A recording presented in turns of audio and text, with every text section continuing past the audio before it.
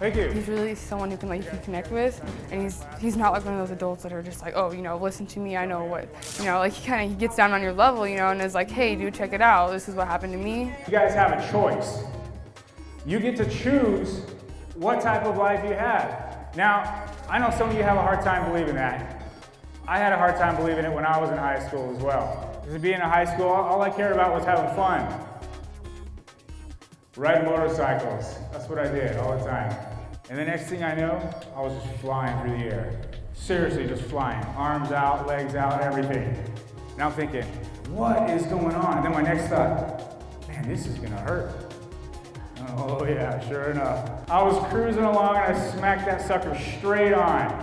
All the cool points that I had given myself up to this point in my life, all three of them, lost them, gone. The speakers talk about things that our students can't relate to. So I think it was a real experience for them to basically see an actual person who's been in their shoes. One by one, these recruiters just started blowing me off. They wouldn't return my calls, they wouldn't meet with me. All the recruiters in San Antonio just blew me off. So I started calling the recruiters in Austin. Same thing. And he called me in basically to tell me to leave his recruiters alone. I'm thinking, what?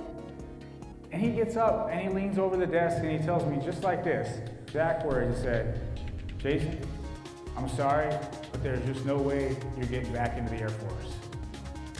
Are you committed to graduating? No matter how hard it gets, no matter how much you don't want to come to school some days? When he broke it down to certain things he's been through, I think it really touched on for some of the kids because they're going through a lot of things and a lot of struggles, and I'm sure they can feel that, he's successful now and he's going through a lot of things, so they can basically hope for the best for themselves. I stop and I think, here we are in Korea, me and this other dude, the same exact place, the same exact time. But this guy's outlook on life is so different than mine. His experience is so different than mine. He's happy. Life is good for this guy. And then I started thinking, well, why can't I have that? By him opening up and being honest with them about some of his struggles, it helps them have buy-in to what he's saying, what his message is. But out there on the side of that field was one tree. All right, you see where this is going. I like to have epiphanies as well, think about what I did wrong and learn from it and think what I can do to make it anything better.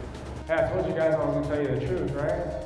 As a matter of fact, 3 minutes ago I just had a conversation with a girl that she said it made her rethink what she's doing and her priorities, and she wants to make sure that she's focusing on school and getting that done, and trying not to participate in the drama that high schoolers do have to deal with, so that she's focused on her goals and what she wants out of life. But sometimes you gotta do things you don't wanna do, right? Sometimes the people who are successful are the ones that do the things that other people won't do.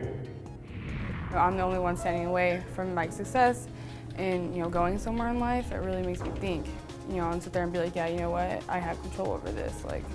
It's something that I can't do. Thanks for your time, guys, I appreciate it.